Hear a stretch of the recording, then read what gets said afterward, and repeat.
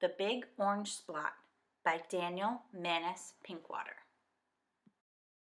Mr. Plumbeam lived on a street where all the houses were the same. He liked it that way. So did everybody else on Mr. Plumbeam's street. "This is a neat street," they would say. Then, one day, a seagull flew over Mr. Plumbeam's house. He was carrying a can of bright orange paint. No one knows why. And he dropped the can, no one knows why, right over Mr. Plumbeam's house. It made a big orange splot on Mr. Plumbeam's house. "Oh, too bad," everybody said. "Mr. Plumbeam will have to paint his house again." "I suppose I will," said Mr. Plumbeam, but he didn't paint his house right away. He looked at the big orange spot for a long time.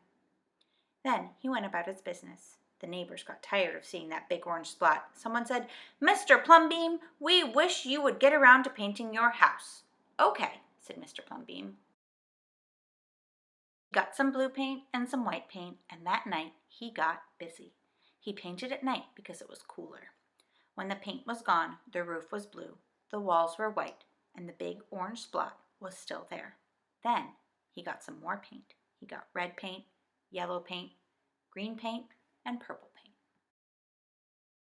In the morning, the other people in the street came out of their houses. Their houses were all the same, but Mr. Plumbeam's house was like a rainbow. It was like a jungle. It was like an explosion.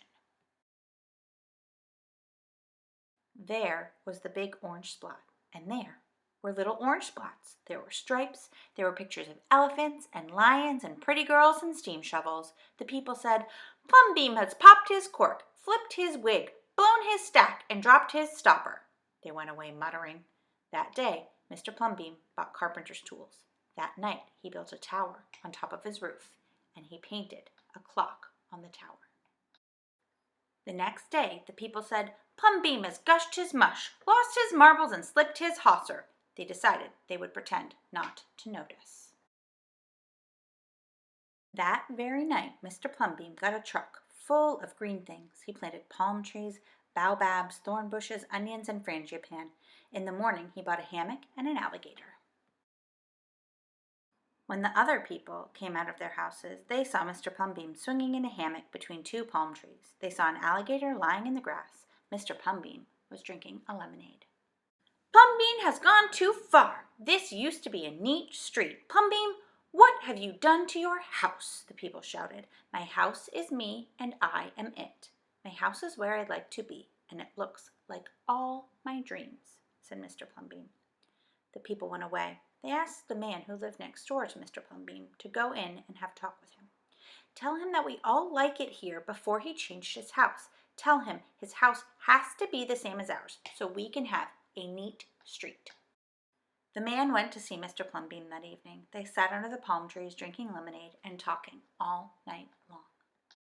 Early the next morning, the man went out to get lumber and rope and nails and paint. When the people came out of their houses, they saw a red and yellow ship next door to the house of Mr. Plumbeam. "What have you done to your house?" they shouted at the man. "My house is me, and I am it. My house is where I like to be, and it looks like all my dreams," said the man, who had always loved ships. "He's just like Plumbeam," the people said. "He's got bees in his bonnets, bats in his belfry, and knots in his noodle." Then, one by one, they went to see Mr. Plumbeam late at night. They would sit under the palm trees and drink lemonade and talk about their dreams. And whenever anybody visited Mr. Plumbeam's house, the very next day, that person would set about changing his own house to fit his dreams.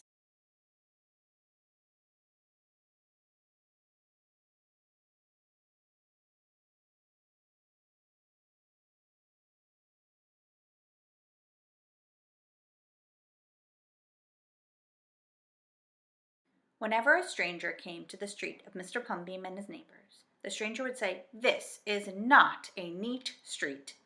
Then all the people would say, "Our street is us, and we are it.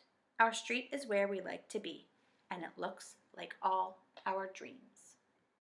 The end.